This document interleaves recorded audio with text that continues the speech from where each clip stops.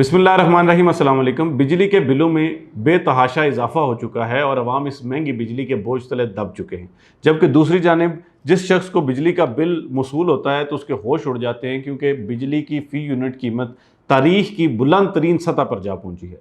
जबकि अगर दूसरी जानिब देखा जाए तो जो डॉलर है वो 300 की हद क्रॉस कर चुका है और इस वक्त ओपन मार्केट में अगर डॉलर की बात की जाए तो तकरीबन 307 रुपये से 310 रुपये तक जो है वो डॉलर ट्रेड हो रहा है। इसके साथ साथ पेट्रोल और डीज़ल की अगर बात की जाए तो पेट्रोल और डीज़ल की प्राइसेस भी जो है वो तकरीबन 300 रुपये के करीब पहुंच चुकी हैं। और अगर ओवरऑल बात की जाए तो पाकिस्तान इस वक्त शदीद महंगाई से दो चार है और लोगों की ज़िंदगियाँ अजीरन बन चुकी हैं, क्योंकि एक तरफ जो है वो महंगाई का जिन बेकाबू है और दूसरी तरफ जो है वो कोई भी किसी भी किस्म की सब्सिडी या सहूलत हुकूमत की तरफ से इस हवाले से नहीं दी जा रही। अच्छा, इन तमाम चीज़ों के प्रॉपर्टी की मार्केट पर बहुत गहरे असरात मुरतब हो रहे हैं। एक तरफ आपने देखा, हमने चंद दिन पहले आपसे शेयर किया कि जी जो FBR ने टैक्सेस अप्लाई किए हैं 236C और 236 के, उसकी वजह से प्रॉपर्टी की खरीदो फरोख्त और खुसूसन प्लॉट्स की खरीदो फरोख्त तकरीबन रुक चुकी है।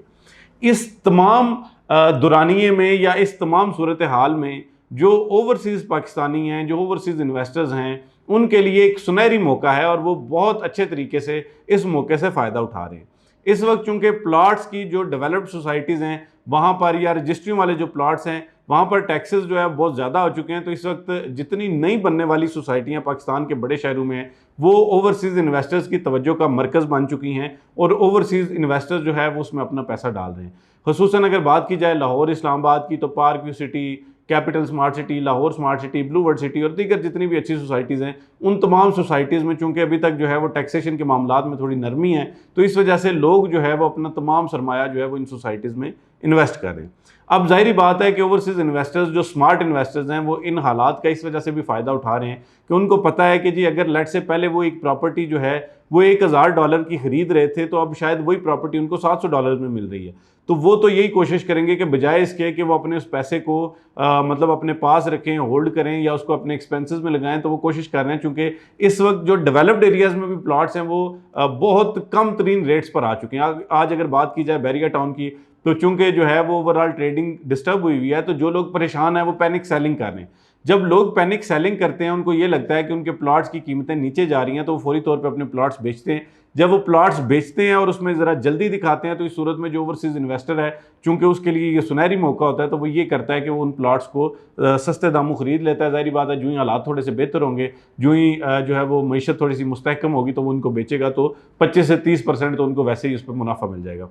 यही हालात जो है वो ओवरऑल पूरे पाकिस्तान में इस वक्त चल रहे हैं। इस वक्त आपके लिए जो लोग प्रॉपर्टी में इन्वेस्ट करना चाहते हैं और टैक्सेस से रिलीफ चाहते हैं, तो उनके लिए बेहतरीन ऑप्शन ये है कि जो किस्तों वाली सोसाइटीज़ हैं, इंस्टॉलमेंट्स वाली सोसाइटीज़ हैं, आप उनमें इन्वेस्ट करें। इंस्टॉलमेंट वाली सोसाइटीज़ में होता ये है कि जब आप अपना जो है वो पैसा सोसाइटी में इन्वेस्ट करते हैं, उसको ज़ाहिर बात है वो फौरी तौर पे डेवलपमेंट की तरफ वो नहीं जा रही होती और फौरी तौर पे आपको प्लॉट नहीं मिल रहा होता, लेकिन एक कमेटी की सूरत में आप 3 से 4 साल 5 साल तक अगर अपने उस छोटे छोटे महदूद जो इन्वेस्टमेंट्स हैं उनको होल्ड करते हैं, तो इस सूरत में ये होता है कि जब वो प्लॉट्स डिलीवर किए जाते हैं तो आपको वही प्लॉट जो आपने 20 लाख का ख़रीदा होता है वही 60-70 लाख रुपए तक पहुंच जाता है, जिससे आपको ठीक ठाक फ़ायदा मिल जाता है। तो इसलिए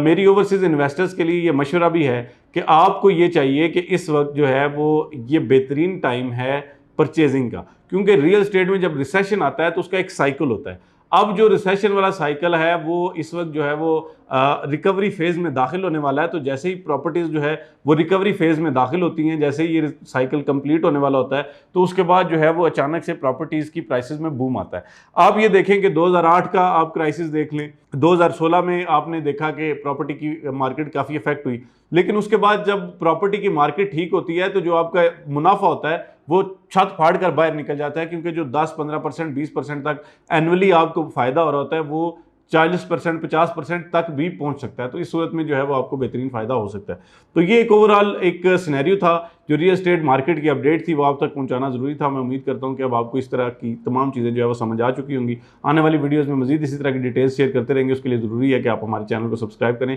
ताकि ये जो मालूमात की फराहमी है इसका तसलसल जारी रह सके। बहुत शुक्रिया, फ़ी अमान अल्लाह।